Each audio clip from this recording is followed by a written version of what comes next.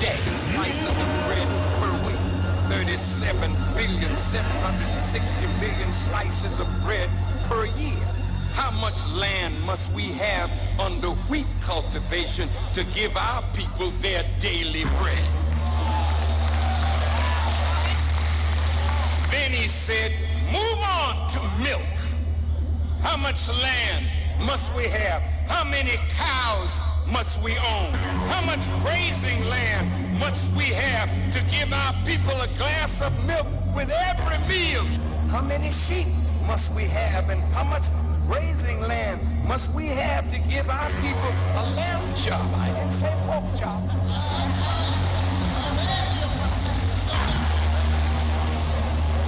Lamb chops. They ain't got to rob nobody. You gotta own the means of production.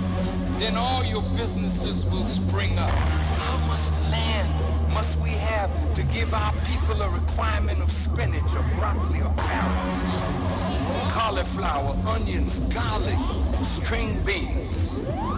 All the things that help us to feed ourselves come from the land.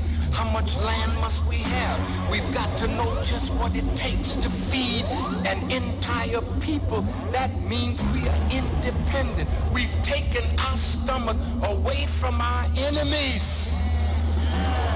How much clay land must we have in order to make bricks to start building houses? How much forest land must we have to cut down the trees and make wood to build homes? And we have to have land, and there is no compromising this. Defending black women and black children and black babies and black men. The truth must be recognized by the black man. But the word economics comes from the Greek eikonomikos, but it has come to be defined as the science of production, distribution, and consumption of goods and services, or the material welfare of humanity. Now, a blueprint is something defined that acts as a plan, a model, or something providing guidance. An economic blueprint is exactly what we need.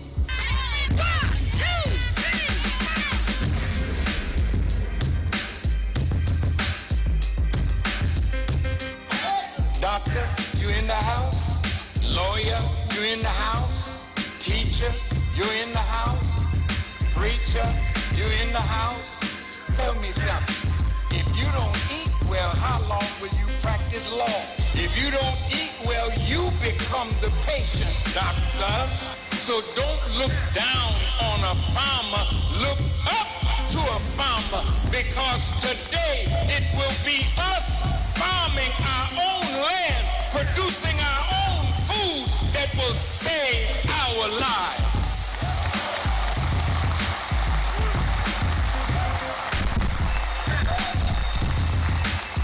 It hurts me to travel and see us so dependent on others for the basic necessities of life, when the richness of our land is there to produce all that we need and then some. Defending black women and black children and black babies and black men.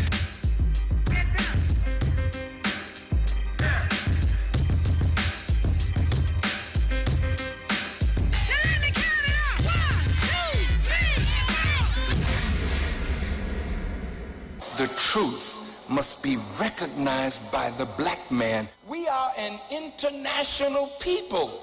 Our brothers and sisters are all over the world desirous of doing business with us. But if we are not producing anything, we can't enter into trade and commerce with the nations of the earth. As the Honorable Elijah Muhammad wrote in Message to a Black Man, quote, as a people, we must become producers and not remain consumers and employees. We must be able to extract raw materials from the earth and manufacture them into something useful for ourselves. This would create jobs in production. We must remember that without land, there is no production. And the surplus of what we produce, we would sell. This would help develop a field of commerce and trade as other free and independent people whose population is less than that of ours, so-called Negroes. The truth must be recognized by the black man. We're talking about revolution because that's the era that you're caught in. You're caught in a revolutionary era. Defending black women and black children and black babies and black men. The Honorable Elijah Muhammad outlined some basic principles. Number one, recognize the necessity for unity and group operation. Do you understand that if we can work together as a group in unity, we will be more successful, more powerful, more able to do the things that as individuals working by ourselves we have never been able to do. Pool your resources physically as well as financially. Stop wanton criticism of everything that is black owned and operated. Keep in mind that jealousy destroys from within. Observe the operations of the white man. He is successful. He makes no excuses for his failures. He works hard in a collective manner. You do the same. Now, these are things that we must do. The Honorable Elijah Muhammad asked us to commit to save 5 cents a day. He said if we can save just 5 cents a day from our wages, 25 cents a week for 52 weeks in the year, that would mean we would put aside $13 a year that we could save in a national savings treasury. At that time that he wrote this, we numbered 22 million people and approximately 5 million were wage earners. Well, if 5 million wage earners save $13 a year, this would mean 65 million saved out of our wages in 1 year at the rate of 25 cents per week. It would be painless. Today, brothers and sisters, don't you think we can do better than what we were asked to do 48 years ago? According to government statistics, there are a little over 16 million blacks employed at some level. Well, look what happens if we raise the economic bar and contribute the same nickel a day. The truth must be recognized by the black man. Defending black women and black children and black babies must be and black recognized men. by the black.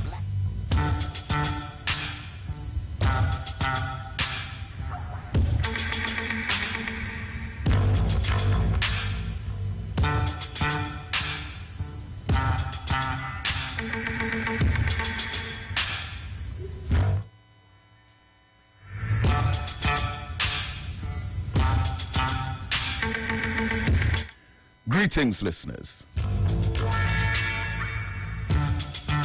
In the name of Allah, the Beneficent, the Most Merciful, I bear witness that there is but one God. Welcome to the Black Agenda here on the Street 919 FM. I am Brother David Muhammad, and I'm going to be in studio with you up to 9 o'clock this morning. And in a short while from now, I will open up the telephone lines and take your calls on 3420081 and 466-5391. You can send WhatsApp messages directly to me on 3320214. And you can go to the social media pages of the Street 919 FM, Facebook and YouTube, and follow the program online. So, beloved, again, another week in Trinidad, and Tobago, and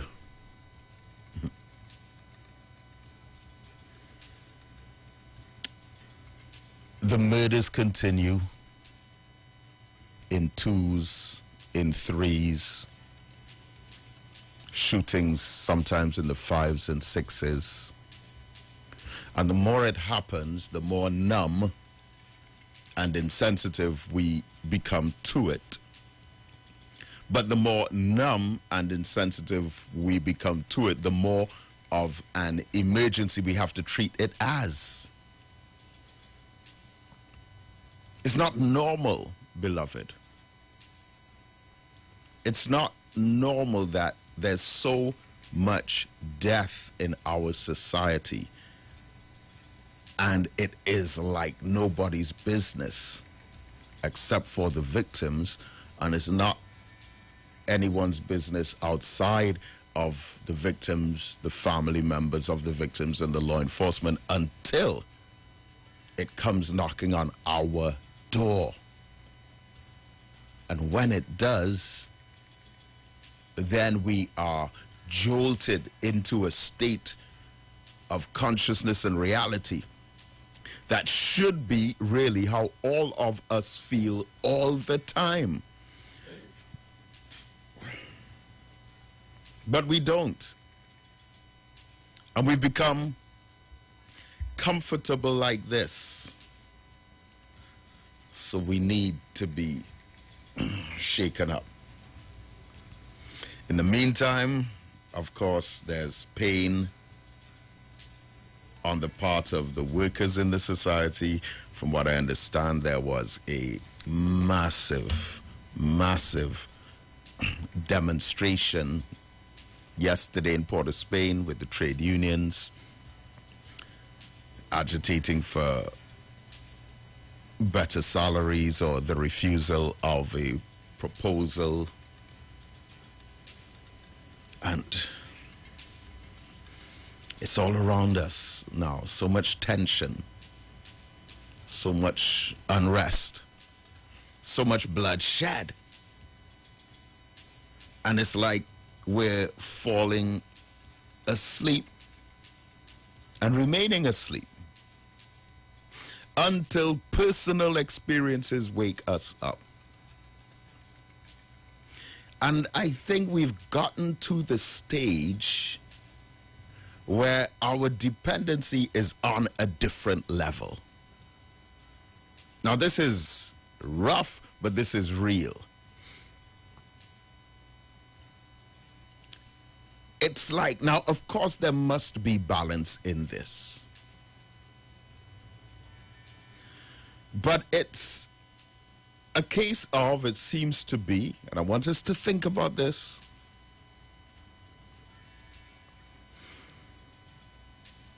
if we are in a state of hunger,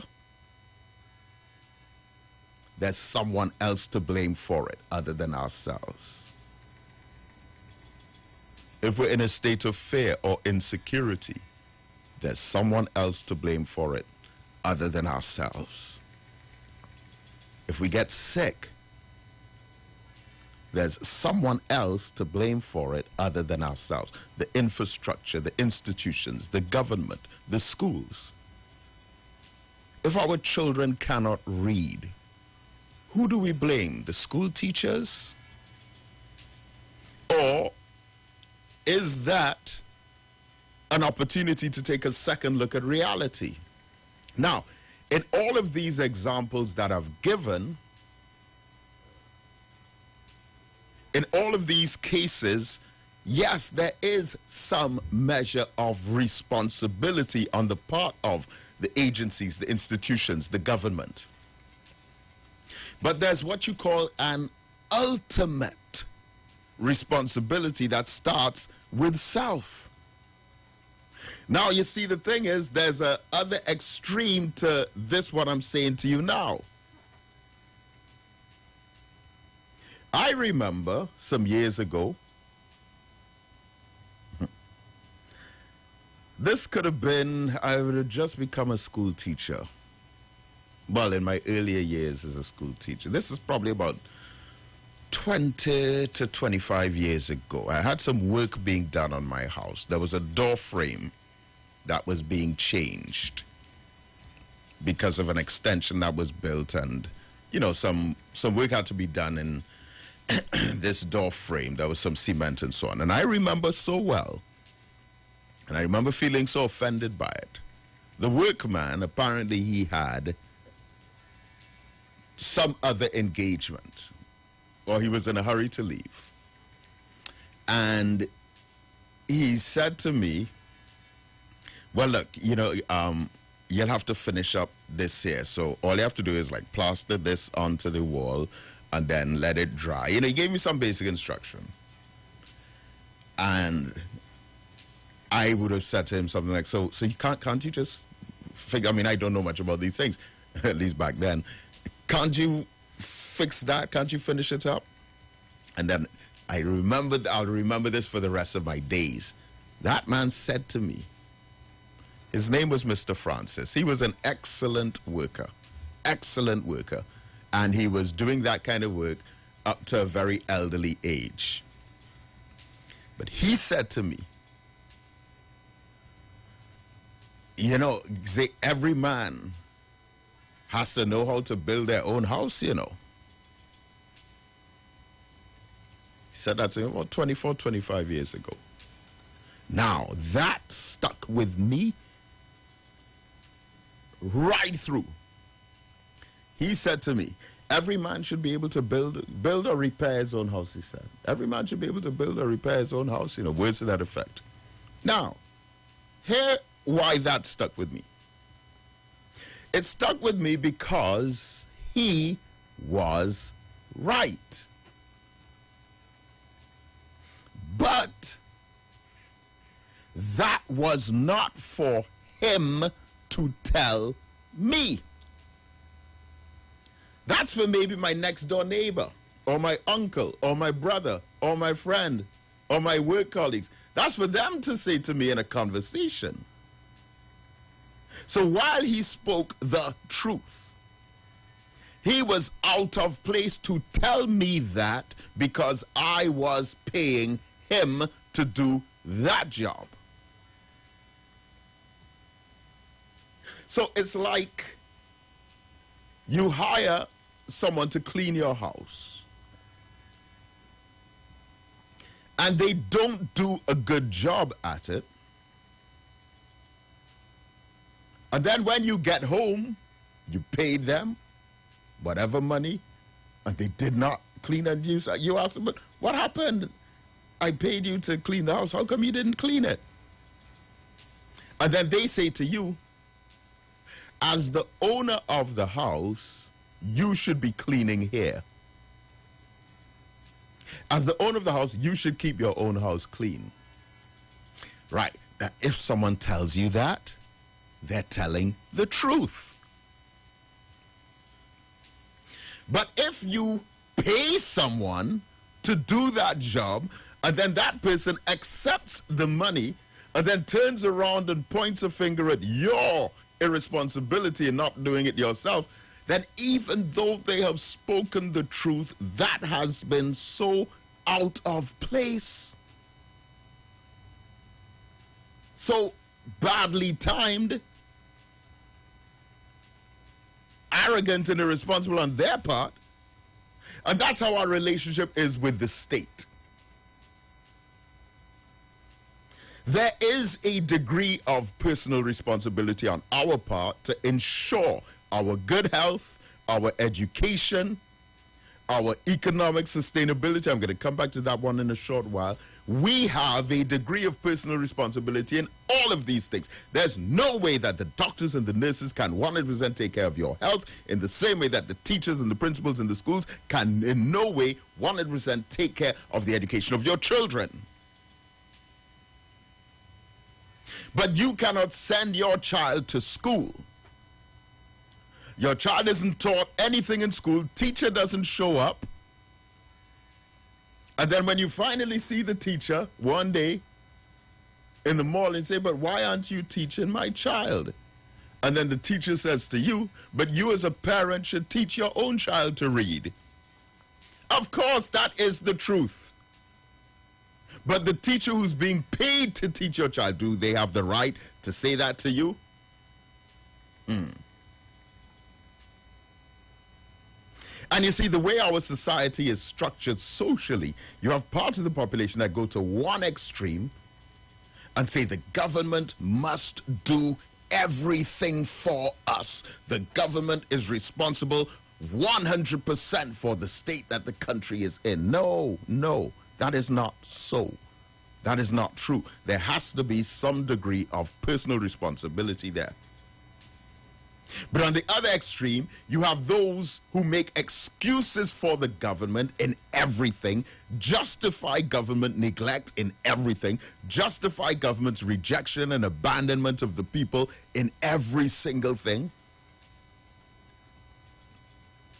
with no balance in between. Wow.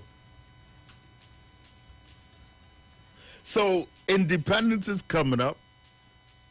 And the idea of citizenship should be revisited. And in general civics and social studies, we learn that as citizens, we have both duties and privileges. The privileges are supposed to balance off with the duties and vice versa. The problem with society, though, is that while everyone may have equal duties, generally speaking, not everyone has equal privileges. And you have a privileged group. You have a privileged minority. And this now gives us, the black community, a different degree of self-responsibility. I remember the Honorable Elijah Muhammad saying, in reference to race relations between black and white in America, in response to the civil rights struggle, he said to black people, stop! Beloved, the Honorable Elijah Muhammad said to black people in this whole marching for civil rights and equality and the right to get into the white man's restaurant and the white man's hotel and the white man's toilet and to drink from the white man's water fountain. Right, so all of that, equality, the Honorable Elijah Muhammad said, stop. Stop trying to get out of someone a love for you that they simply don't have in their hearts for you. Stop knocking on someone else's door, begging for them to let you in their home when you're not welcome. Say, get together and build a home of your own. If they don't want to let you in their restaurants, build your own restaurants. If they don't want to let you in their hotels, build your own hotels. They don't want to let you in their institutions, build your own institutions. Don't make yourself into a beggar who is disrespected, looked down on, and then we send a message to the subsequent generations that we have become satisfied with accepting a lowly position in society. Don't do that to yourselves. Don't do that to your children. Now,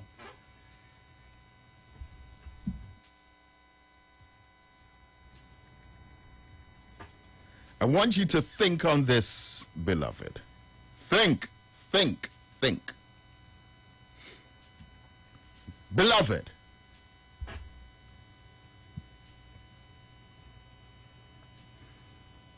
think of the man who is a beggar on the street, who is holding up a sign saying, please help me, I am hungry, I need food. Now, I saw a man with a sign like that this morning by Trin City Central Road. And I took a look, and the sign appeared to be very, very old.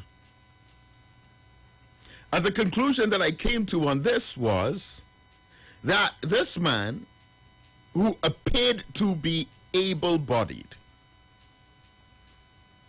young enough, looked strong enough, and of course these are merely swift assumptions based on the visual. But here a man is holding up this sign. The sign is very, very old.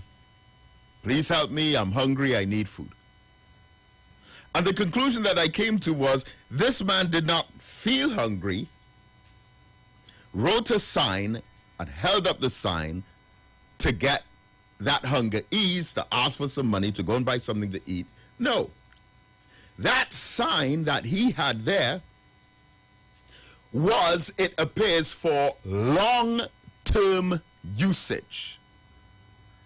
That sign that he had, asking for food, asking for money to buy something to eat, was a tool that he would use today and tomorrow and next week, that he was using last week and the week before.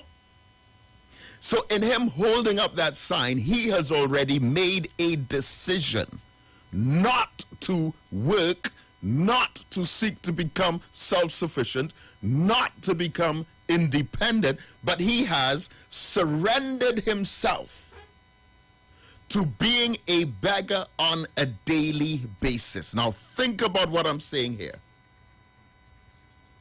That man, as an individual, holding up a sign, which is a permanent tool for survival for him, is like our entire race.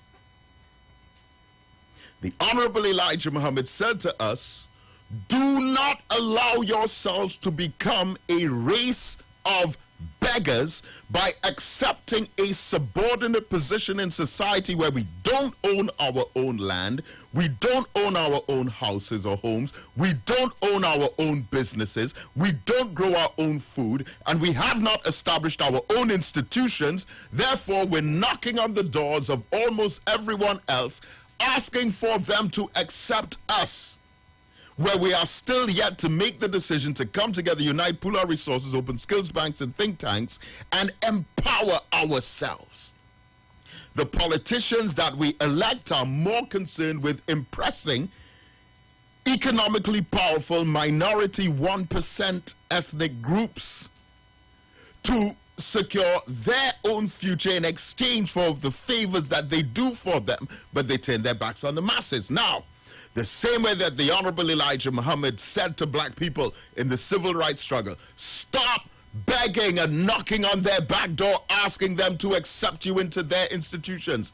If they don't want to let you in their restaurant, build your own restaurant. If they don't want to let you into their hotel, build your own hotel. They don't want to let you in their institutions, build your own institutions, and then you will be respected for the first time in that relationship. But he said, stop trying to get from them a love that they don't have in their heart to give you.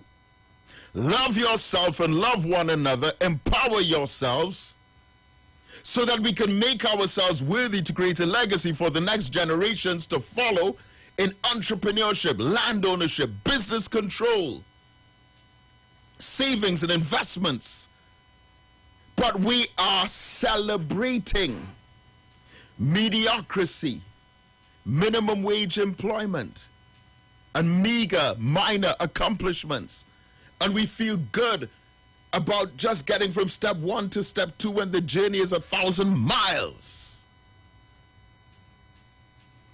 And if that's how we're thinking, it's like as a race of people, we're holding up a sign saying, I am hungry, I want something to eat, please give me some food. because we've made a decision in advance that we're going to knock on the doors of the 1% and beg them for a job and then be like vicious wolves against each other to protect the 1% or the ethnic minorities or the local whites or whoever's in control of the economy, or the black politicians who are supporting the local white economy and rejecting the masses of their own people. So in the same way that the Honorable Elijah Muhammad said, do not wait to get love from a people who historically have enslaved you, kidnapped you, colonized you, beaten, tortured, lynched, raped, humiliated, and mass murdered you.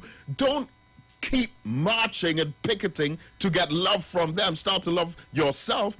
But in the same way, I'm saying to us, stop expecting economic justice from a system that does not favor you. Stop wishing and waiting and hoping for some kind of change within the system, as every single 5 years you recycle your views, opinions, choices, and decisions about who you should elect politically, and then complain about them for 4.5 years until the last 6 months comes again and you change your mind again. Stop going through that motion thinking that at some point it will change, when you are the one who has to change your tolerance level for laziness, your embracing and willingness to be slow, backward, and niggardly, and your comfortable culture of non-achievement and non-accomplishment. You're the one who has to change. The system is as it is, and it will stay that way. You have to change your thinking and put down that sign. I'm talking about us collectively now, as a people, as an African community, as a black race. Put down that sign collectively where we're holding up saying, I want money to buy food. Give me something to eat, please. Beloved, that is self-destruction.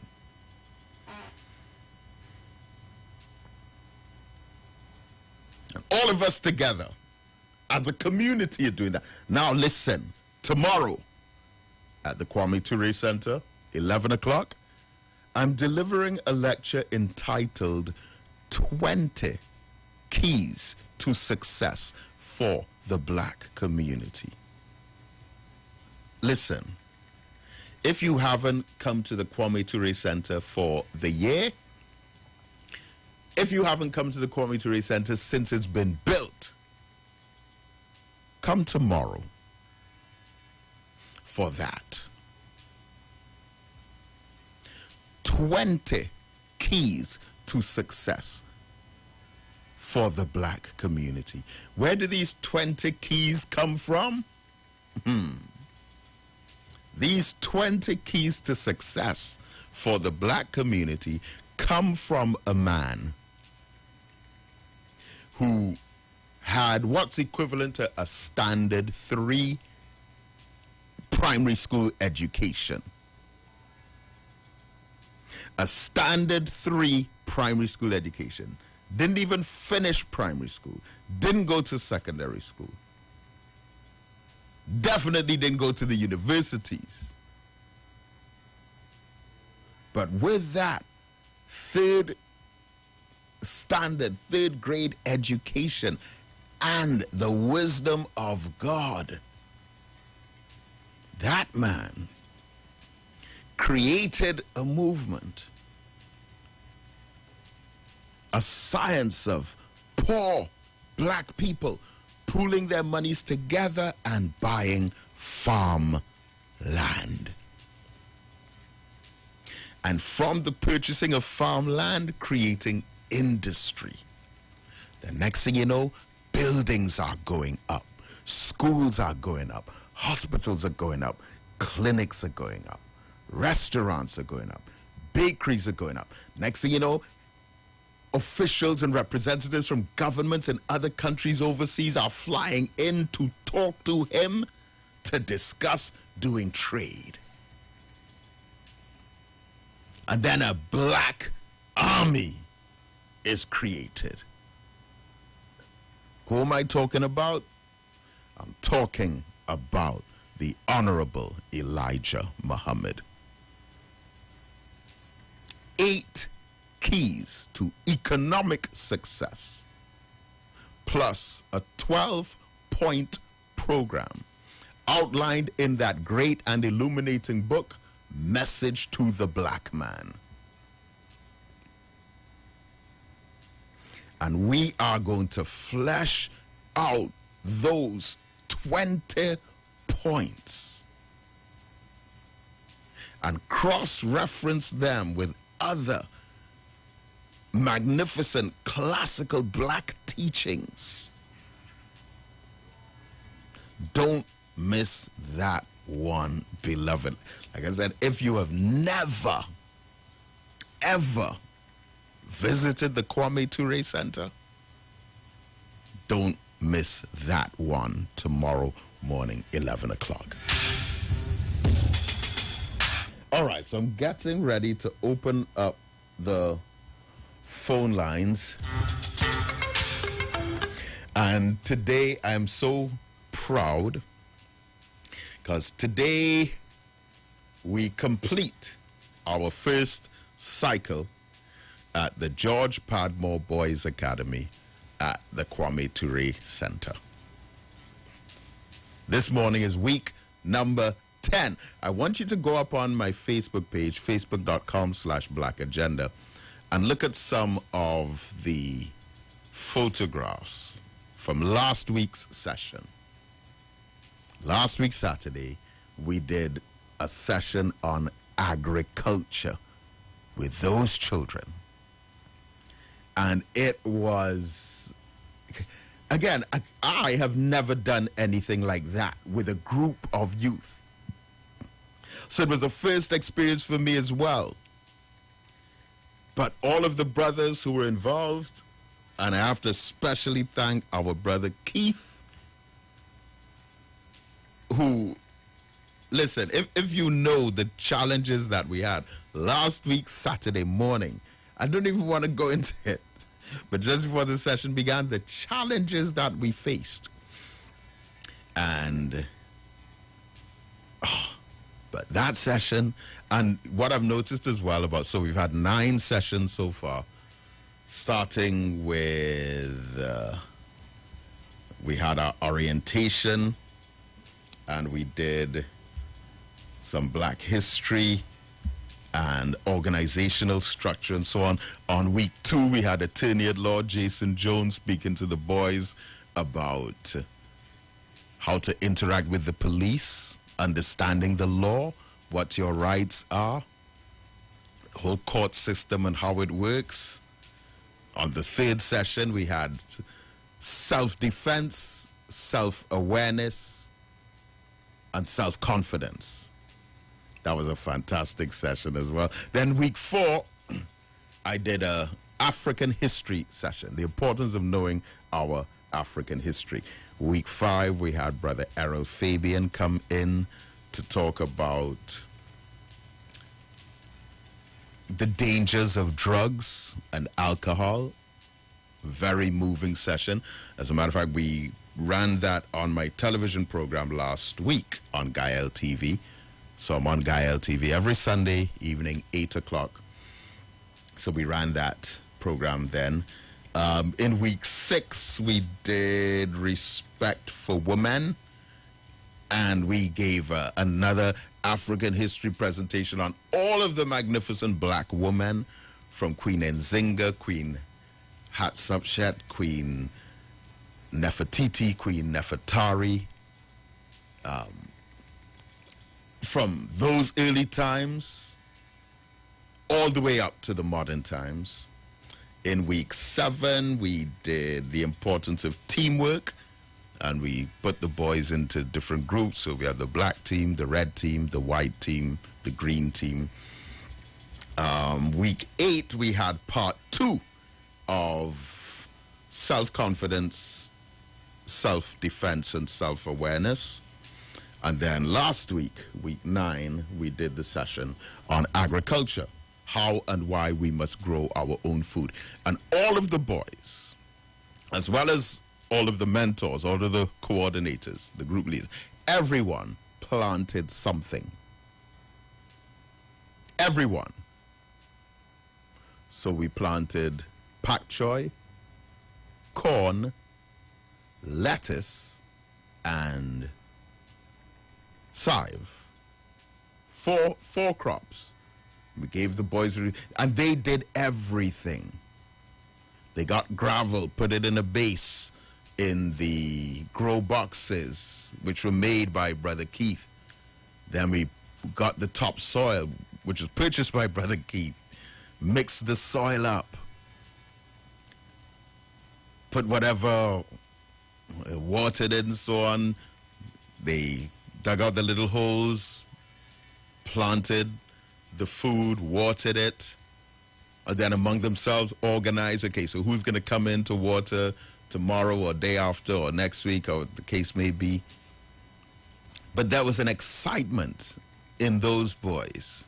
And what I noticed as well is that there's, see, all we have to do is create the right kinds of environments. Because what we noticed was like any kind of machinery. So if there was a rake or a shovel or the watering can with the pump in it, whatever there was, it's like, everyone's, okay, I want a turn. I want a chance. Who's going to push the wheelbarrow with it? And they were so involved, so excited. And when we're putting down the crops, actually planted them in the grow boxes, a couple of boys, I didn't get to do mine yet. I think everyone is excited to be involved. I was excited too. I was like, come on, let me plug. Give me that.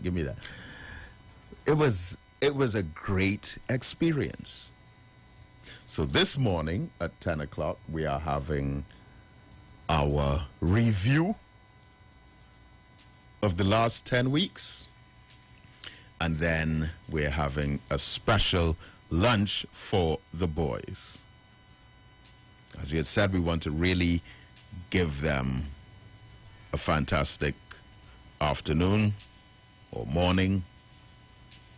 So we're going to serve them a salad, then a bowl of soup, then their main course, then their dessert, and we'll give everyone something to go away with.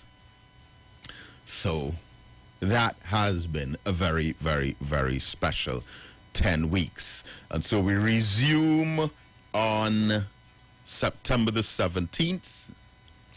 It's either the 17th or the 24th. So we have like a 5-week break. And then the next cycle will go up to the first week in December. Saturday mornings, 10 o'clock. So, beloved family, and to be honest with you, beloved, when we read the newspapers and get upset, when we're terrified by the crime rate, we see all the murders taking place, or we see the gangs forming from our young men dropping out of school, and there's crime and violence on the street. Okay. Of course, yes, we can complain about it, and we have to. But we also have to do something. And that is our response. That is our response at the Kwame Ture Center. That's the Nation of Islam's response. That's the Black Agenda Project's response. Yes, we can quarrel. Yes, we can argue. Yes, we can fuss. Yes, we can complain. But we have to do something about it. I saw someone say that if you tell more than 3 people your problem, you're not looking for a solution, you're looking for attention. And how many times are we going to talk about our problems without trying to create a solution? And I say to many people, I'm going to talk to you, people who come to the office, say, I'm going to talk to you about your problem only once. Only one time. But the next time we talk, we're going to be talking about the solution. All right, so let's go to the phone lines. 342-0081 and 4665391. Caller, are you there? Yes, David Mohammed, a pleasant morning to you. Good morning. I just called to compliment you for another great show, another great program. You're always educating, empowering to young people. This morning, your program is special, edifying, encouraging. I'm in the garden now, but I listen that's to great. you. Yeah. You're always educating, Brother David.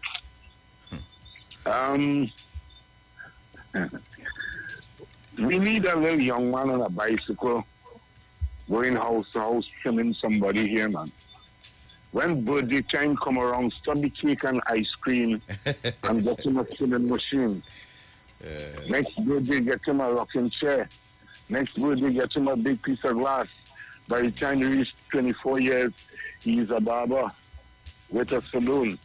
We need a nice young lady in her gallery with a nice white outfit, taking somebody blood pressure, the cholesterol, the sugar, the oxygen level. As you're talking about solution, and you are bringing out about so much, you are saying so much to us in the little 2 hours that you are speaking every Saturday morning. You continue to encourage us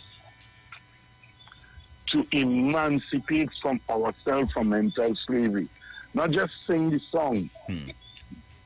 You continue to encourage us. So I hope a number of young people is listening.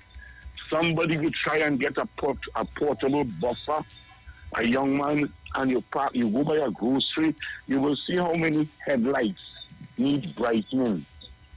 You brighten someone's headlight, you collect a little $20, a little $25 as the case may be. You know how much of that you can do? So I was just talking, as you mentioned, solution, Uncle David. Yes, sir. There's a lot of things we can do. But first, there's always something that we can do. Always something. But let them know that first, that comes from a relationship with God. Let them know that that level of wisdom and ambition come from a relationship with God. Because I know you do. I know I listen to your program every Saturday. I know you empower me so much. From the time I listen to 7 o'clock news on 95.5, I log on to you. Brother David, let me give someone else a chance. Thank you, my brother. Thank you so much. Thank you so much for your support and encouragement.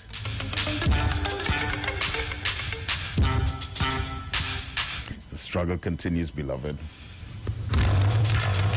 342-0081 and 4665391. Good morning, caller. Good morning, Brother Mohammed. Good morning, my beloved sister. Listen, I am in the kitchen. Well, you know you get me up very early on a Saturday morning. And I'm in the kitchen doing a little turning around doing things. And the very same thing that the first caller spoke of, this is what I am telling myself. I have to call and compliment you. I am not going to talk about anything that's going on and the march and this. Just to tell you to continue that drive that you are doing and keep on encouraging us. If not the young people as well, the parents of the young people. Keep us grounded, showing us that we can do for ourselves. People who are ready to criticize, start a little something in your community and do for self, however small it is, and grow and support. So I too endorse what the man was saying. It is very powerful what you are doing. If people can't recognize that, well, I don't know. Thank you, and thank you again. Thank you so much. Very much appreciated. Most welcome. And I just want to emphasize one point. Very, very, very, very important point. And that is, this work that I speak of is teamwork. I think session number 6 that we had, or session number 7, was the importance of teamwork. Everything that we've accomplished over the last 10 weeks with the Boys Academy, all of it, and the other projects, everything.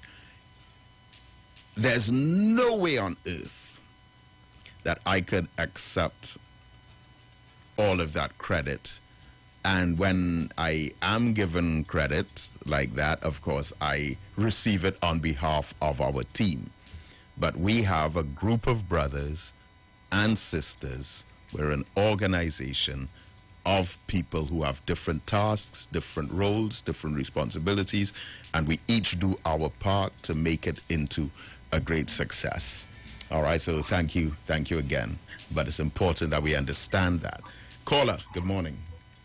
Assalamu alaikum. Walaikum salam, my brother.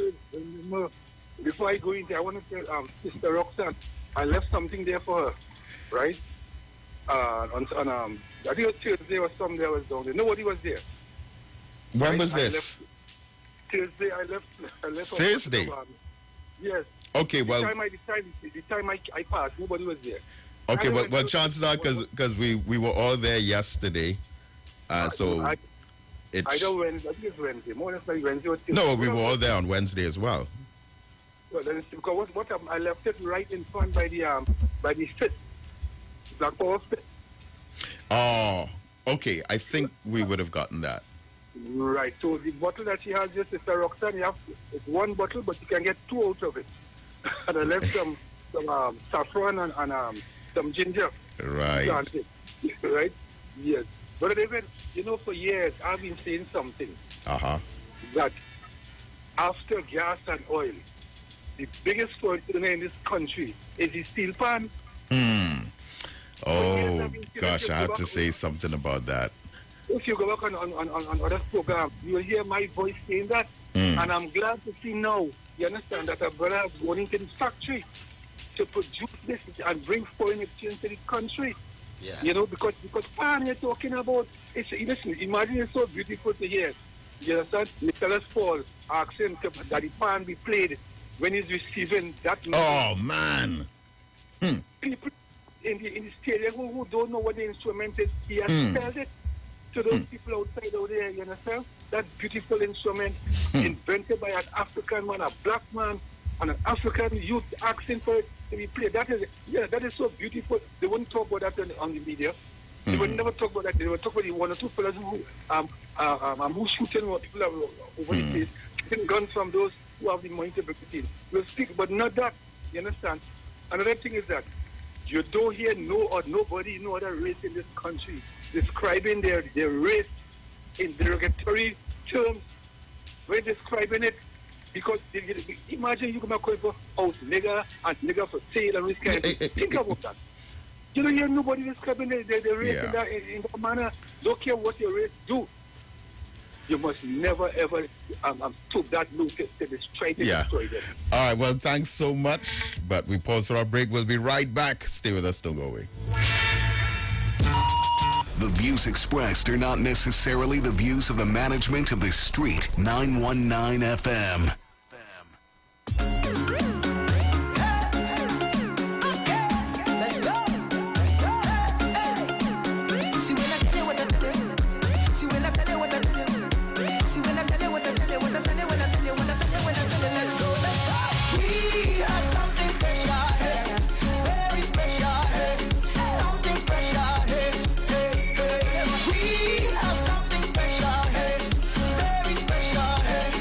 Something special.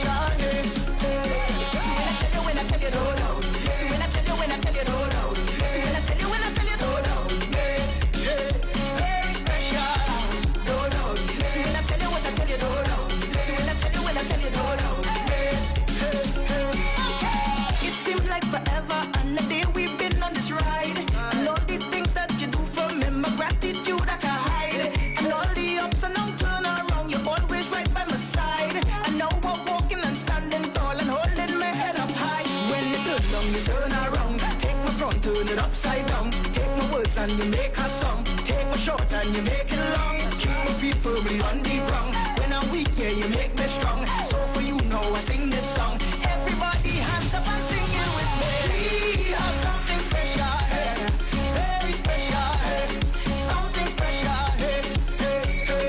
We are something special, very special, something special. See when I tell you, no doubt. See when I tell you, no doubt. See when I tell you, no doubt. Very special, no doubt. See when I tell you, no doubt. See when I tell you, no doubt. Where we going? We up and down, we all around. We going country, we going down. We going east, we going west. You know with friendship it is the best. We up and down, we all around. We going country, we going down. We going down to the ground, to the ground, to the ground, to the ground, to the ground, to the ground. We are something special, very special, something special. We are something special, very special, something special. See when I tell you, no doubt. See when I tell you, no doubt. See when I tell you, no doubt. Very special, no doubt. See when I tell you, no doubt. See when I tell you, no doubt.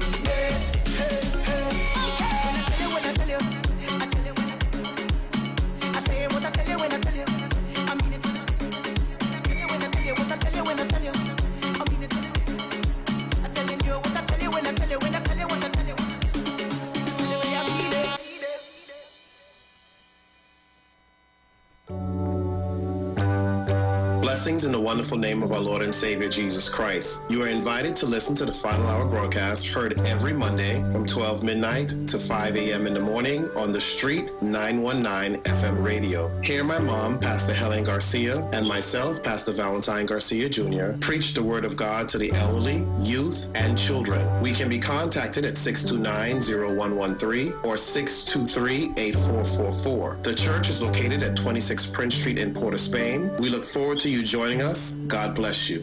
As my life I lay it on the altar, as my life. In Trinidad and Tobago, there are so many things to talk about. Social issues, injustice, child abuse, domestic violence, political scandals, and much more. On HOTP, we will cover all that and much more. Don't forget, you can catch us every Wednesday, Saturday, and Sunday nights from 7 p.m. to 9 p.m. on Facebook and Instagram. Hot off the press. Hot topics, no filter.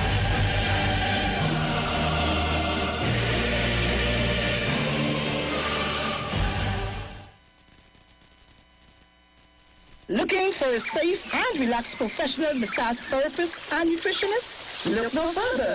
Nature's Touch with Empress Judy and Associates offers a natural approach to better health. Treat yourself to a professional massage therapy and nutrition advice in a safe and relaxed atmosphere. Rejuvenate your body, mind, and soul at Nature's Touch Therapy. For an appointment, please call or WhatsApp 1-868-398-8282 or visit our Facebook page. Remember, your health is our responsibility at Nature's Touch.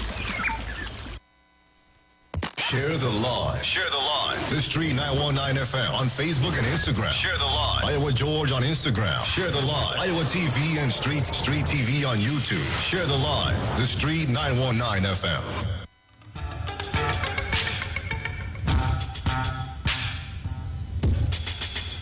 Brotherhood is required.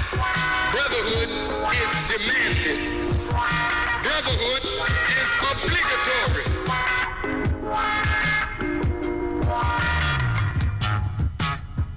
Black man, get up. Black man, stand up. Black man, you better listen. So there's a need for brotherhood. Black man, get up. Black man, stand up. Black man, you better listen.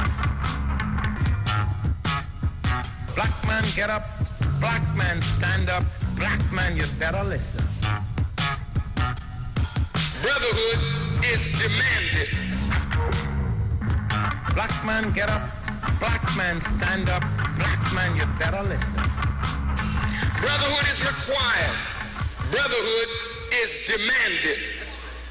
Brotherhood is obligatory.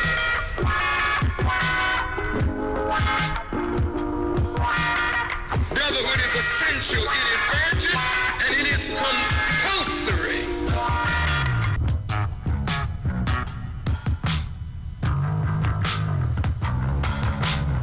But the time demands brotherhood.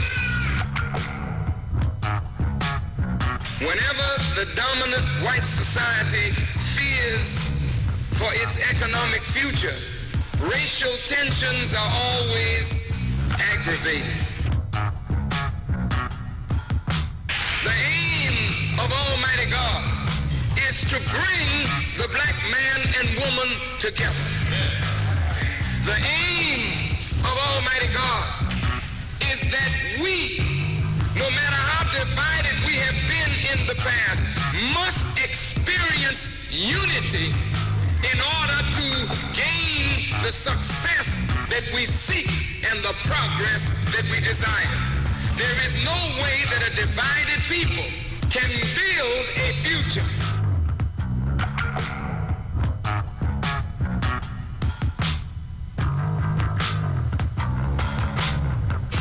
Brotherhood is required. Brotherhood is demanded. So there's a need for brotherhood.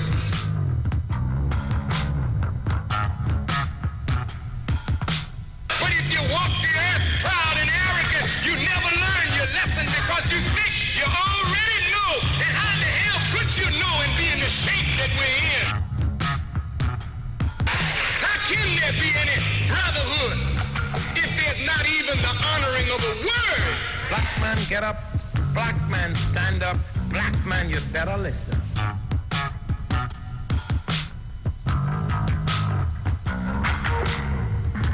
Black man get up, black man stand up, black man you better listen.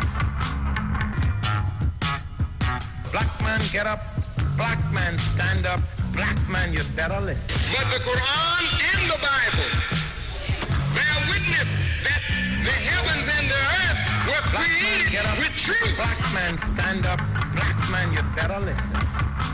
Brotherhood is required. Brotherhood is demanded. Brotherhood is obligatory. Brotherhood is essential. It is urgent and it is compulsory. I feel that every man that wants to speak should have the right. And if you think you know it better, get on up and get on and do the job. But if you don't know what to do, and all your mouth is able to do is condemn and criticize, but you have no works to show the rightness of your philosophical adherence,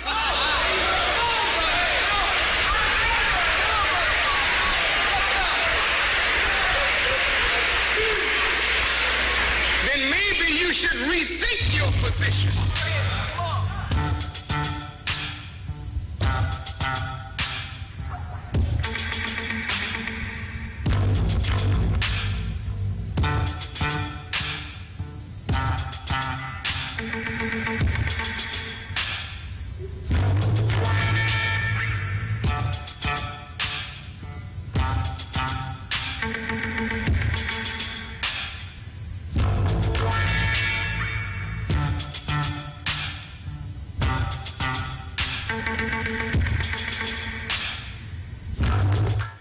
Welcome back and welcome to the second hour of the Black Agenda here on the Street 919 FM. Going up to 9 o'clock. And we're continuing to take your calls. Something that I had wanted to mention since last week.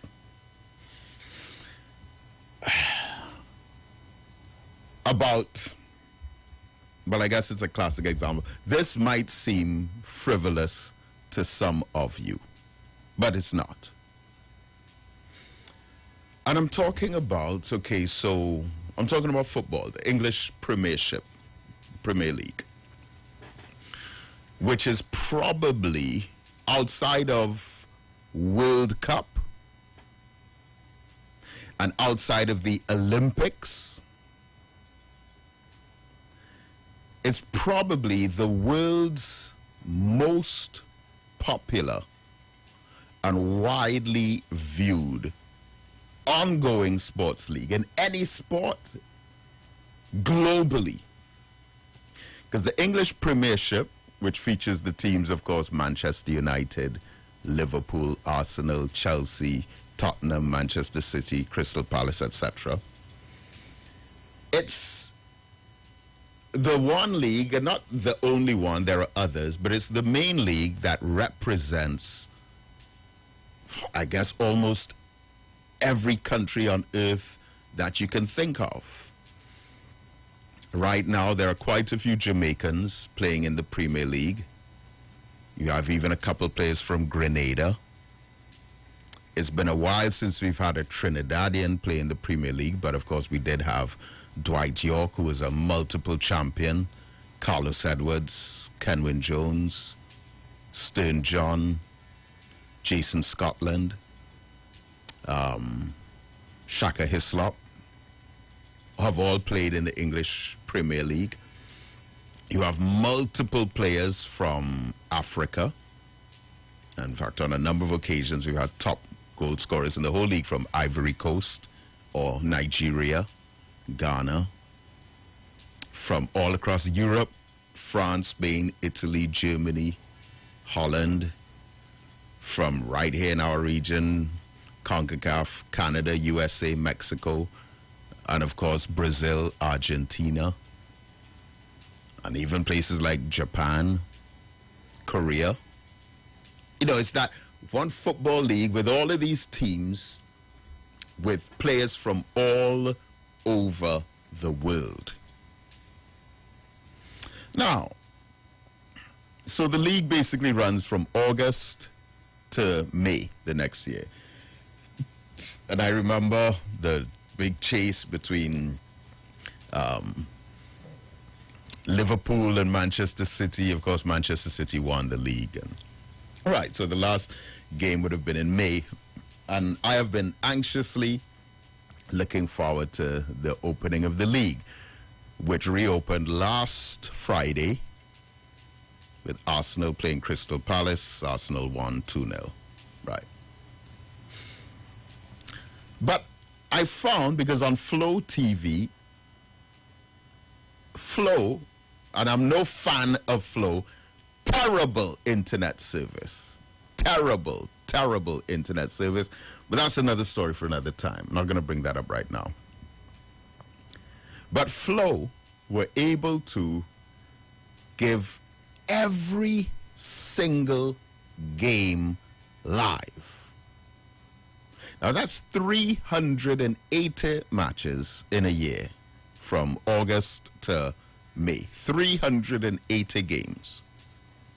And, of course, many of the games, like the opening game, there's one game on a Saturday morning, there's one early game that plays by itself. But normally, like in Saturday afternoon, you'll have about 4 games playing at the same time. Sometimes you'll have 6 games playing at the same time.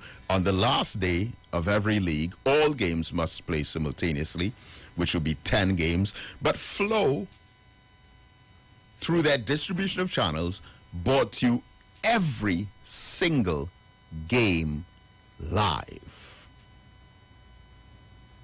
Every single game, which means you could switch between games that were playing at the same time and choose whichever one you want. But I found that coming up to the last few days before the league started last week, I wasn't seeing any advertisements. And I'm looking at the football channel on Flow, and all I'm seeing is car racing. So I'm thinking, what's going on here? You know, I mean, since May, they had just a screen, blank screen with just the words, thank you, hope you enjoyed the season, we will be back soon, whatever. But up to the week before, the day before, the night before, nothing. And then in inquiring, one of my son's friends told me that, well, you know, Uncle David, the Amplia, which is basically TSTT's cable and internet service, Amplia have bought over the rights to show the English Premiership. Now, this is the night before. This would have been Thursday night. I was stunned. I was like, what? They bought over the rights. Now, this whole thing about buying over rights, you are paying for cable television service, and if there's some world event, could be a heavyweight boxing match, it could be an Olympic event, it could be a tennis game, Serena Williams or Venus or whoever's playing, it could be a Miss Universe competition, or the Grammy Awards, or the Academy Awards, any major event like that. One of these local stations can buy out the rights, and even though you paid for cable television service, you are blocked out. They block the channel. And for some reason as well, CNN had a series of programs, documentary programs, all of which were blocked. I stopped checking. Because it used to be every Saturday, they used to have a documentary program on different themes. In fact, do you remember when that same man, Anthony Bourdain, the traveling chef who does this documentary program on CNN, who, when he came to Trinidad and he met with a group of people, he met with a family who declared themselves as the 1%. They said they're the Starbucks of the Caribbean and they're the richest, they're the smallest group, but they're the most powerful, right? So all of that came out on CNN. Do you remember that that program was not shown live in Trinidad? Do you remember that? And it was people from other countries who started sending us clips on the phone of what was said in Trinidad because it was blocked. Someone purchased the right. Okay, so that happens a lot. It happens a lot. But here we are now, the English football. So I immediately called Amplia. I expressed my shock at this, my dissatisfaction. And then I tried to order Amplia. So I'm on the phone with these people for quite a while, and they say, well, unfortunately, Amplia is not covered in your area. And furthermore, Amplia is only dedicating 2 channels to the English Premiership. 2 channels. C Sport 1 and C Sport 2. Now remember, there are times where as much as 4 or 5 or 6 games, if it's the end of the season, 10 games, play at the same time. But here they are 2 channels, which means that they would have to pick and choose among themselves which games they're going to show. Now, this to me is so typical, and this is what I have a problem with. Whoever made that decision, and I spoke to some of the people, I saw the people, they were giving out flyers in Trin City Mall, and I had a talk with a guy. I said, but this kind of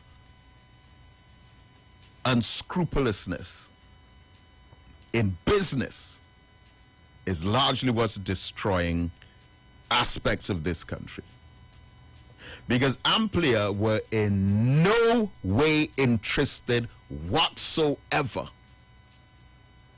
in the public seeing the football matches. There was no interest, no concern whatsoever in the public seeing the football. They were more interested in blocking someone else from showing it in the hope that people would leave that company and buy a subscription with that company, like me. Because as soon as I heard that news, say, what? Amplia brought out the rights? Okay, call them. I phoned them right away to order a service. Can you all come in tomorrow to install it? And then they went through the whole map on the phone and said, okay, well, unfortunately, we don't cover your area. I said, but why would you take away the right for the general public to see the game in exchange for you having limited access to it, and even those who do have access not being able to see the majority of the games live, and then you don't even have full coverage? Why would you want to do that? And so this is where it gets even more interesting, because you know how most people in the country right now are looking at the football games? They're looking at the games through a device, and I'm not going to explain this, but through a device called the Fire Stick. Now, it's our people basically who are selling the Fire Sticks. And rather than try to ensure that everyone has access to what they want to see, they're trying to crack down on the Fire Sticks. For what? So that one group can monopolize? And I am in the midst of compiling more data on this, because I don't want to just jump out and talk about it without all of the facts. But I want to do a presentation soon, at some point in the future, on monopolies, conglomerates, and interlocking directorates in Trinidad. It's a big thing. Monopolies, conglomerates, and interlocking directorates in Trinidad. It's an ugly story. Very ugly story.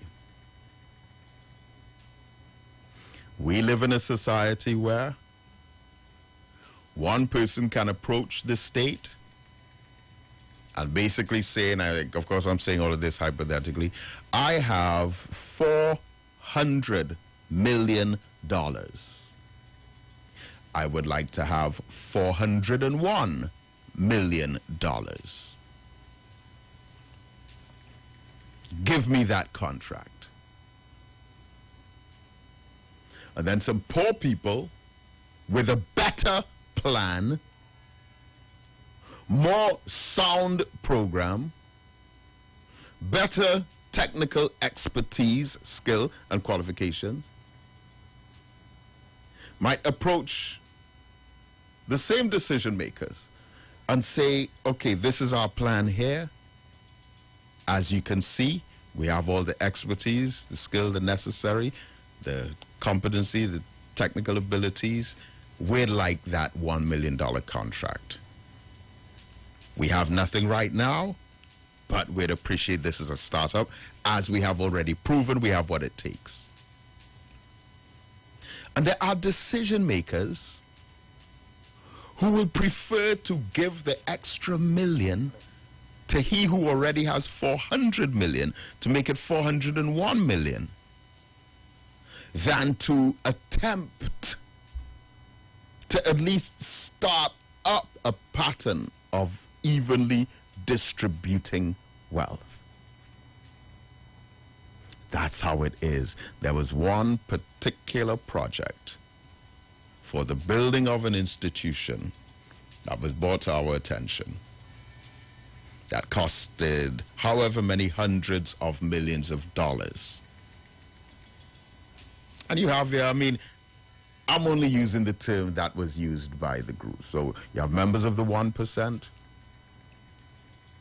who had total control of these hundreds of millions of dollars from the state, but someone else had a very minor contract for maintenance, and an instruction was given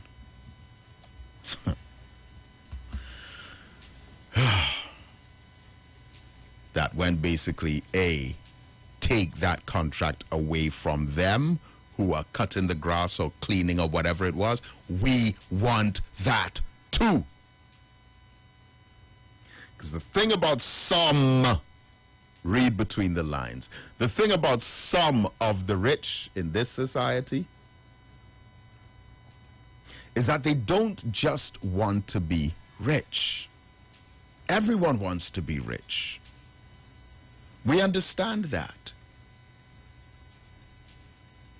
So it's not just that they want to be rich, but that they want you to be poor.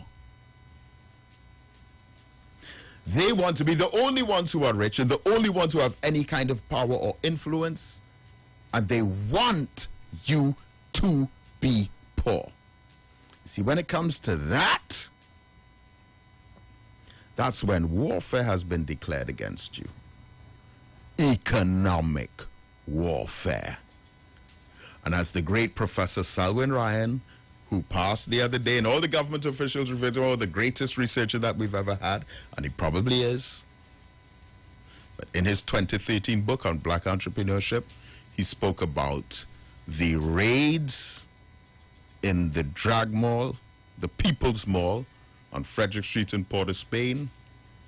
This is what Professor Selwyn Ryan wrote. I could pull it up for you.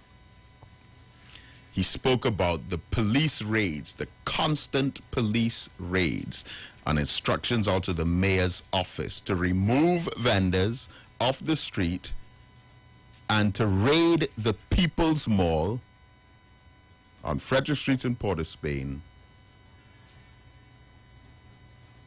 as part of economic warfare waged by Syrian businessmen. That's Professor Selwyn Ryan writing that. Economic war waged by Syrian businessmen. But the thing is, look at the tools of the war. Police. Black police. Removing the vendors, raiding the People's Mall. And Professor Selwyn Ryan is writing here, Lincoln's case, so that is economic war being waged by Syrians. But if it's being waged by Syrian businessmen, then how come black police are involved? And at our lecture last week at the Kwame Ture Center, we looked at the side. And you know what? I think I'll deal with this next week or week after on the Black Agenda on Saturday morning. How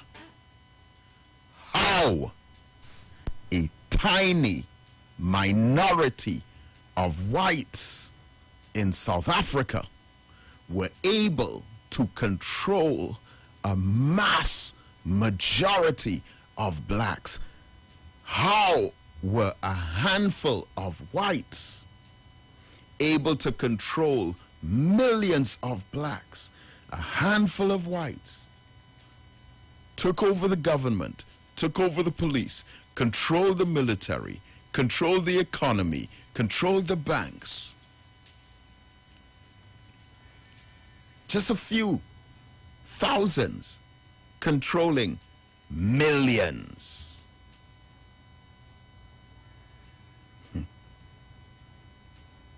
Look at the Rwanda genocide.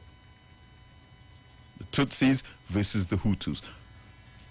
Look at the Angolan Civil War from 1975 to 2002. As soon as they got independence, war broke out. One group of Africans killing another group of Africans. Look at, the Congo. Look at Nigeria. Northern Nigeria, southern Nigeria. The British went in there and empowered these chiefs of tribes. It's a science. Put one group of black people against another group of black people. Highlight the differences. It is the Willie Lynch psychological syndrome that was scientifically injected in the minds of large black populations to remain under control by tiny white minorities. Happened in Namibia, happened in South Africa under apartheid, happened in Nigeria, happened in the Congo, happened in Rwanda. Now, people marvel, though, about South Africa in particular. I say, but how can you have just like a handful of white people And then the government, they pass in laws about the entire African population could only occupy 13% of all of the land. And they have in their courts, black people on trial in their court. You had the Sharpeville massacre in 1960, where black children, students, had a march against the educational curriculum, and they were sprayed down, gunned down in the street by the police, mass murdered, massacred. But it's a handful of white people controlling millions and millions of black people. And we say, how? How did they do it? How was this possible? And you can get answers to that by looking at Trinidad. Who's in control? And why are we not in control? Highlight our differences. Oh man, I remember, it's been 4 years since we've opened the Kwame Ture Center. But I remember just before we opened, things people were saying. Oh, they're Muslims. They're going to convert everyone to Islam. Don't go there. They're Muslims. Don't you believe in Jesus? Why are you going there? Oh, there's crime. I remember listening to a man on the radio, still on the radio now. I mean, I'm not upset with the person. That's the mental conditioning. But I remember listening to a man on the radio who's from the area saying, oh, you see that place? That place, this is the 2 days before the opening. A man is on the radio telling the public, no, that place is a shooting range. Just shooting up and down. You see that track? You see, just to turn to go in that building, it's shooting right through.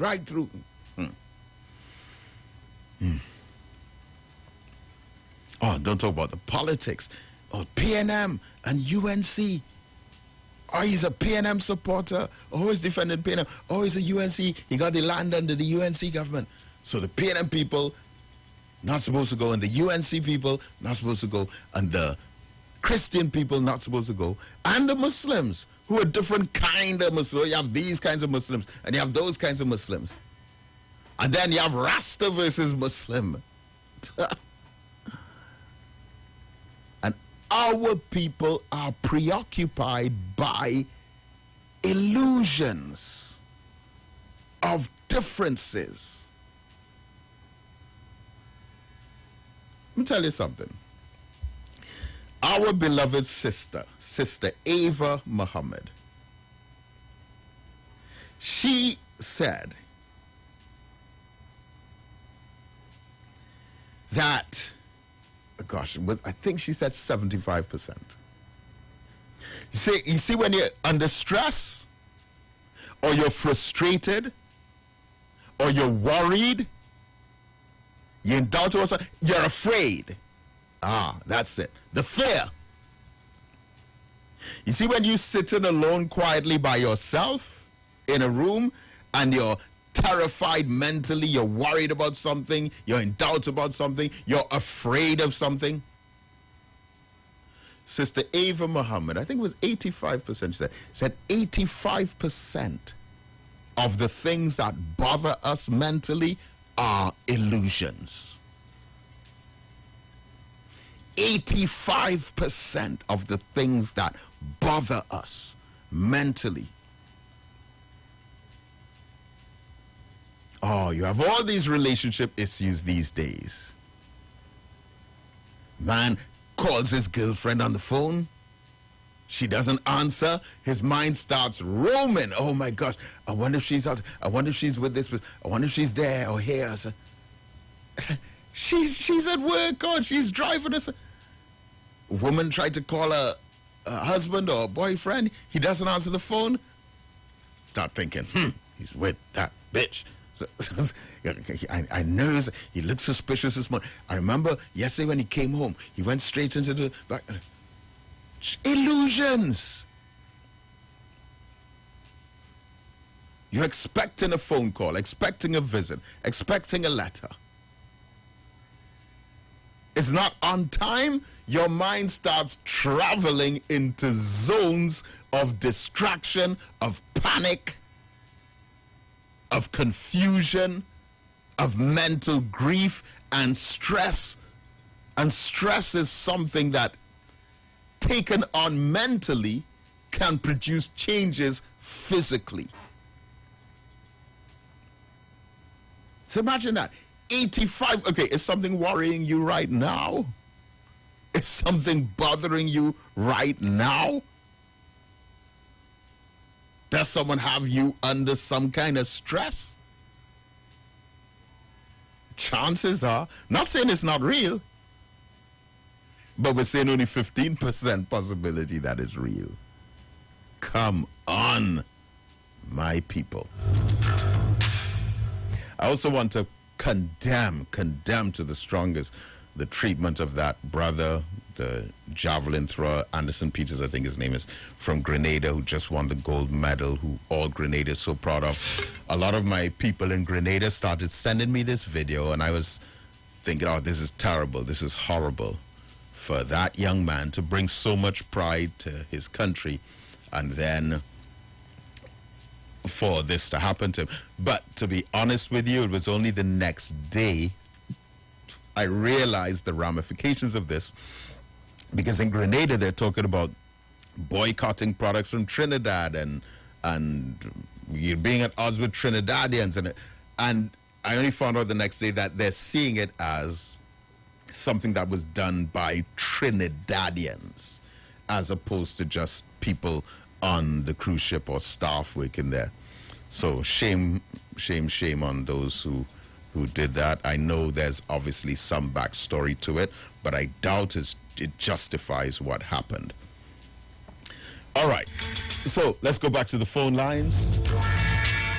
3420081 and 4665391. And I condemn Amplia for that move, buying out the rights, but not to ensure that they show everyone the games, but to prevent others from doing it.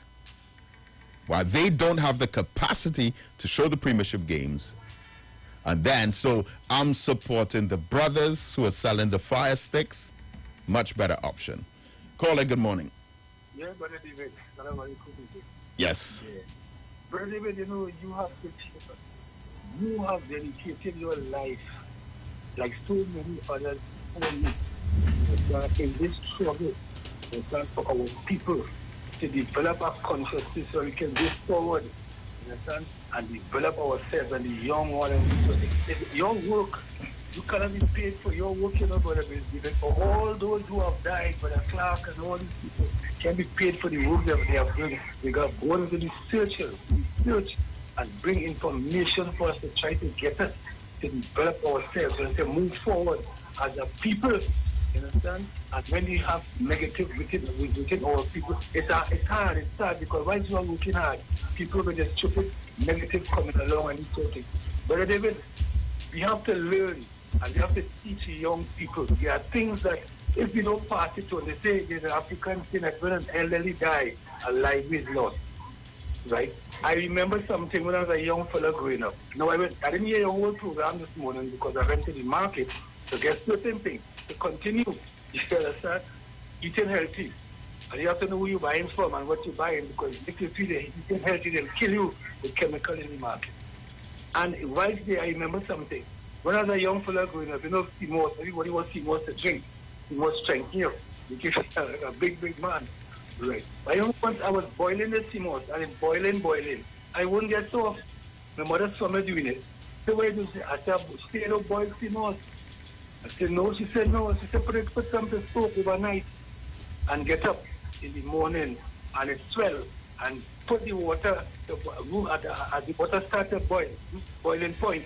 Just drop the Seymour in it and lock off the stove. Everything starts to melt like butter. I learned that from that point and I've continued doing it now. I see what I have to say. In the market, there was a young girl this morning with a woman, a young lady. But she was another lady. she saw these guys selling this Roku, and she was so interested in it because she said that there was a man on television using this thing, and she wonder how. She was asking the lady, how you do it if it is good. The lady is telling her, I know it is good. I have it home. I have that home. And why she telling her that I had some double hibiscus. So I tell you, I said, this is good too, you know. You just do it and drink it, build your blood and all this iron in your body. But what I'm telling her to say, if you have that home, why not teach it to the young lady so she could pass it on? It's health. It's good. You understand? That is how they learn. You understand? We learn that way. So many things I learned from my mother, and it stay with me. Up to now, she has gone to meet the ancestors for the state. So we have to teach it. What you are doing there is teaching our people, and our people have to take the teaching. I mean, it's hard. Your work is hard, but you have to get into the minds of our people. Look, for instance, brother Ferguson. He has been calling for the longest while to regularize the steel industry. Always on the television, on the radio, and the window. You know, now they come and put a 6 months. For 6 months, you know, when they could have done something about and prevent this such as copper stealing and allow the industry to run. Oh, yeah. Oh, that was sad. What do you think is going to happen there, Brother David? The big boys that will sit down, who have the money, eventually, at the end of the 6 months, because you're putting men out of employment, and by doing this, the genuine people have been out of employment. Those with the money who always sit down and listen and watch what we are doing, they're going to come and take it over, Brother David. That is what's going to happen. Because they have the money and they could pay. And let me tell you something, Fargo. Those little Africans that they have out here, they had them thieving the cable and selling to them, just like the cars that they had. Of course, you know. of course. You understand? A man make $1 million, give $1 million to send away. And them little boys give them a 2,000, a 500, 600, keep all the cables, and they are millionaires. Have a good day, my brother. Thank you.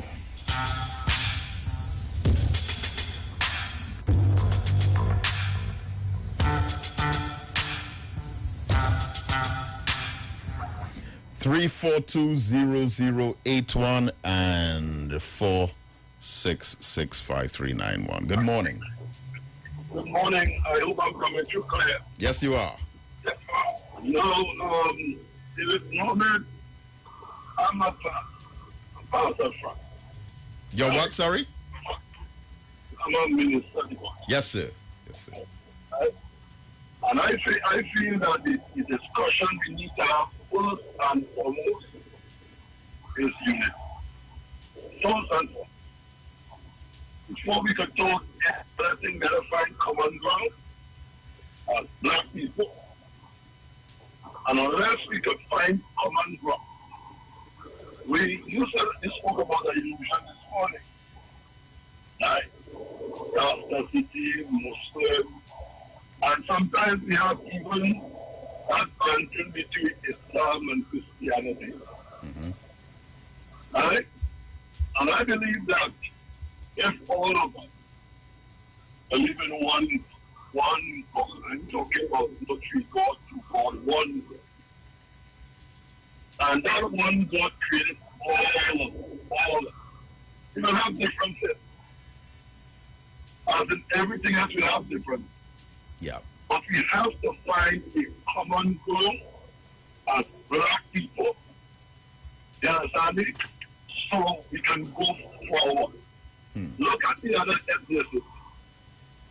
Whether they are Caucasian or what, they seek to find a common ground that they could exist through that common ground. Right? We look at the continent. How the continent has been divided up. And divided by, I would say, our enemy. And I was killing one another. And it starts with leadership, you know. It starts with leadership. I can differ with you, but I respect what you believe. I respect what you believe. As if you want to believe that anything that will take you to paradise, so be it. It doesn't mean we can have a conversation. We can have a conversation. You understand? So I think that it starts, the discussion must start with unity, and leadership is critical to that. Because it's the leaders who created the problem. And whatever success, whether minute or grand, it's the leaders who created the problem. Because in my respective view, the leaders are not mature enough that say, okay, this is your position, this is how you see it. And if either mistake some discussion and after the discussion or you believe that's okay. I believe that's okay. Right? But I have to kill you or you have to kill me or you have to take up someone's gun. Yes, at the end of the day, the God of heaven, he will judge all of us. So I think that the discussion has to start again. I'm going to end here on the issue of black unity. Black people who suffering throughout the world, not just in Trinidad, or throughout the world they're discriminated, throughout the world. And regardless what religion we're in, regardless what organization we're in, we are discriminated against. So it means, therefore, we know as black leaders will say, hey, let's come together, let's find a common ground, and let's move forward. Let's carry our people forward. Let's carry our people forward. Look at in Africa right now, these white people in South Africa form a community of their own. And I look at that and they're praising God and what have you, but they don't want to mix with the black. You know, what God is that it's not the God of heaven created the Caucasian, the Chinese, the African. And if that God is a discriminatory God, I don't want to talk about that. You understand? So I'm saying, I hear you,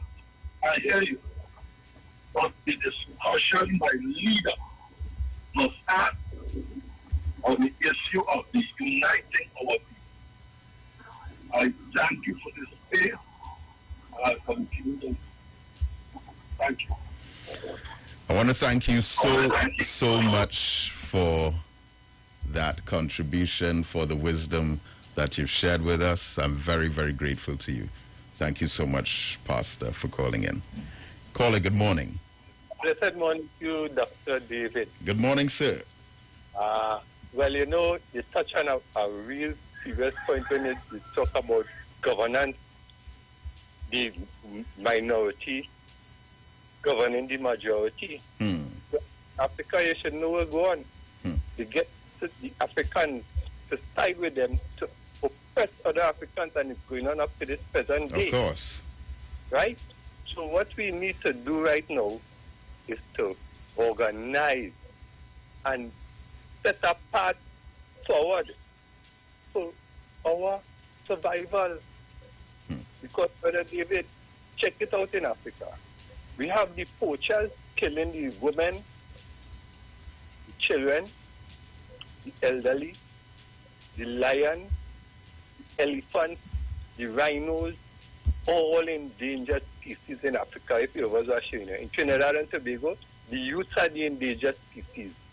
They bring guns in our communities to kill we off, Brother David. It's not no that bloodshedding, that bloodletting ain't easy, And the hate going deeper, every life lost within, according to how they show the gangs, right, is a more hatred toward the other. And remember, all of us pass through the education system. Every one of them know one another. They pass through the junior sec, they pass through the senior sec. They play football, they play all kind of sports. When it's a party, they go all over the place and party. And now that is what's going on there right now. We have an enmity within ourselves that is real hard to break, but it must be broken. Or else it goes nowhere. We must get a unity, Brother David, for our survival. Thank you very much. Thank you, my brother. A lot of wisdom being spoken here on the Black Agenda this morning, but thank you so much. Really appreciate that.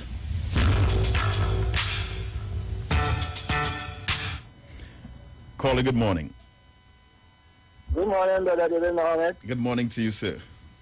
And good morning, Trinidad and Tobago. As usual, President Trinidad and Tobago Villager managed to be on the radio this morning. And the program is well put. It is similar as the last program when we were talking about crabs in a barrel. Because on the end of the whole situation, I mean, in all the little small history, I may not be so big academic, but I studied myself and the people a lot. And where fragmentation is concerned, we have to go right back to slavery to really recognize, all right, let me just put the two words where we wouldn't like much, but we're going to use it for a second.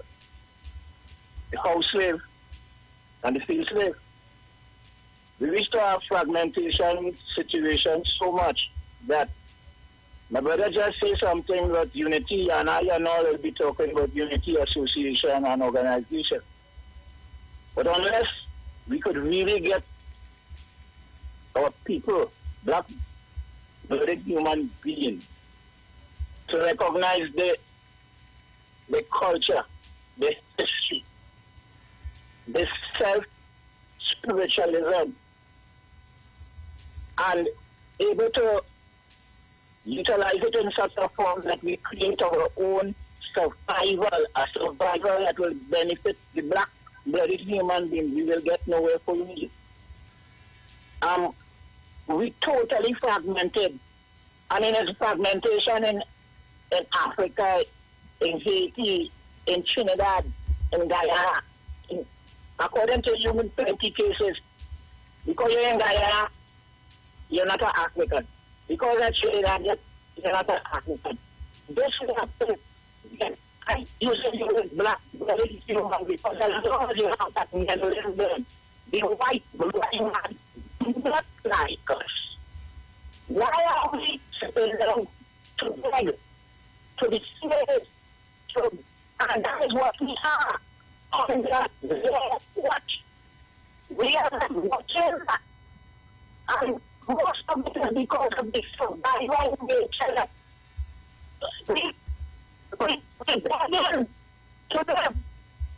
We, in many cases, we frustrate them. Somebody talk about this. But the next one, somebody will have to that is simple fragmentation. And honestly, with the kind of ideology, we will get to the how because of the not being academic. I am not a people, but I study myself. And because I study myself, I recognize in most cases that myself, the other consciousness of recognizing all that human being. And this is why I'm very and times and promising the best piece that I could put out. I put myself out and nothing should die. While people because I'm presently I have a serious person who will and I want too much social crowd. I don't care what nobody says. But I can't go no way.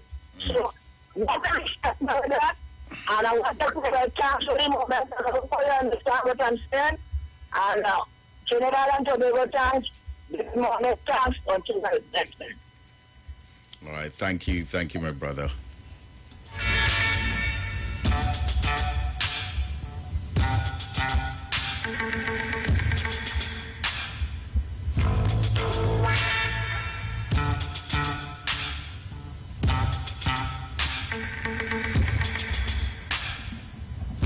Good morning. Good morning again, brother. Good morning. Once again, we can hardly hear most of the callers. Oh, gosh. Gentleman that I think you call him Pastor. It seems as though that man was, very inspirational, and we didn't hear it properly. So I think this happens a lot when your program is going on, But I want our callers to understand, too, that being disunited is not innate in us. We are the same people who, I would repeat, that man the Underground Railroad. We are the same people who pulled together to buy land when we realized that they were against us. So it's not to say that, and many, many other things. We are united people as well. So I want us to understand that if they do not implement all these tricks that they use, and in these modern times, it's easy, a couple of dollars.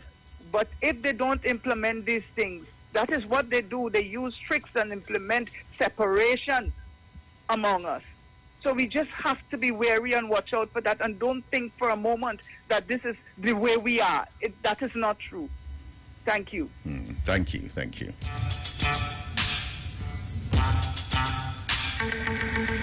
We have to examine some of those histories of division, because while we marvel over here about what happened in Rwanda and what happened in South Africa and how apartheid was so successful, while we sit over here thousands of miles away and observe the dynamics of over there, we ourselves are locked in a similar kind of situation that can turn volatile at any point, any moment, because we don't consider ourselves as one people. And as the pastor said it correctly, we have to make unity a priority. Unfortunately, it's not. Survival is more of a priority, and survival in our society means, to some, joining one of these camps and being enemies of our own people, living like crabs in a barrel, targeting one another, trying to bring one another down in order to seek approval from others. It is a sickness. And I know many of us don't even realize that we're infected by that sickness, but it's a major part of the reality under which we exist. So a wake-up message is required. A message that will jolt us into understanding and appreciating our situation and doing something about it. We have to create institutions. We have to take up responsibilities for our own conditions. And having said that, I add the balance of it. We also have to hold the government responsible and accountable for what they must do as well, and stop defending them in all the wrong that is done and supporting them in going astray. But congratulate them for the good that they do, of course. But we must stand up against injustice regardless. But it has become our culture to defend and support anything that the government does, whether it's good or bad. And I think some of them take that the wrong way and think that it's a green light to continue with oppression and accommodating injustice. That cannot happen. But having said that, I'm calling on us also to take a higher level of personal responsibility for our condition. So, remember, tomorrow morning, 11 o'clock at the Kwame Ture Center, we deal with 20 keys to success for the black community. It is a powerful system of ideas that came from the Honorable Elijah Muhammad. And as I say, if you haven't been to the Kwame Ture Center for the year, let tomorrow morning be that time. Very, very important information. So, stay tuned to the Street 919 FM. May Almighty God Allah continue to bless you. Assalamu alaikum.